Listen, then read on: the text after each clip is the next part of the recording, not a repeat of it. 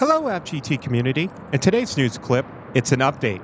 NTSB releases preliminary report over Southwest Boeing 737 closed runway departure. The NTSB released the findings of the preliminary investigation report of the investigation earlier this week regarding Southwest Airlines Flight 4805, which took off from a closed runway late last month. It has been identified that the flight crew did have access to the latest information and relevant weather packs and all 32 NOTAMs, including the one that stated 1129 will be closed until 0545. Per the NTSB preliminary report, in addition, parts of the weather package included a content page that included a message that all flights departing from PWM before 045 must call their dispatcher and receive a briefing from the chief pilot who was on call about departing from runways 1836, which is one of the shortest runways within the SWA system. The flight crew did not see the content page, nor did they call for a briefing. The report further stated that according to the crew members involved,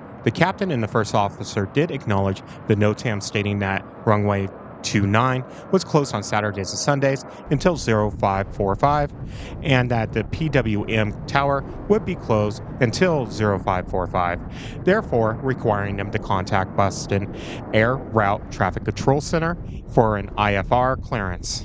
Another extract regarding this from the report sheds lights on some more information. The flight crew also received the NOTAMs and noted that runway 29 was closed on Saturdays and Sundays until 0545. The captain incorrectly assumed that any additional days for the runway closure would be in the same NOTAM. The flight crew members did not see the separate NOTAM addressing the runway closure on the other days of the week.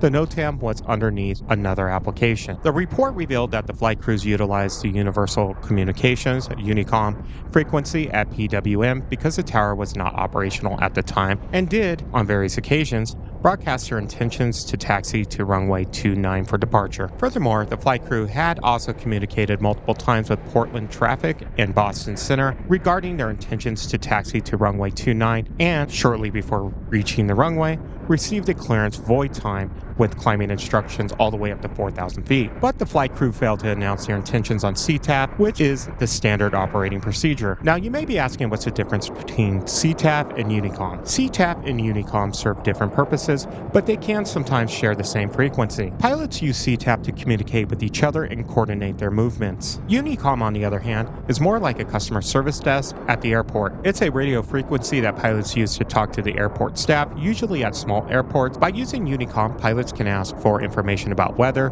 request fuel or services, and get updates on airport conditions. Unicom frequencies are typically operated by fixed base operators, FBOs.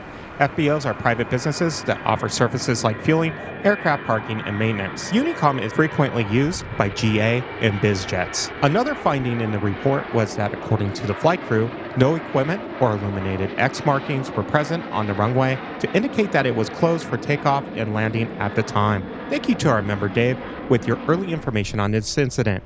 Now that we have the NTSB preliminary report, tell us what you think in the comments below. If you could do us a quick favor, hit that like button for us. If we earned your subscription, hit subscribe. And don't forget to hit that notification bell so you know when we go live and when our future videos come out. Also, if you'd like to help us spread the love of aviation, think about becoming a member. There's a lot of perks. Also, you could leave a super thanks down below. Thank you for watching, and as always, happy spotting.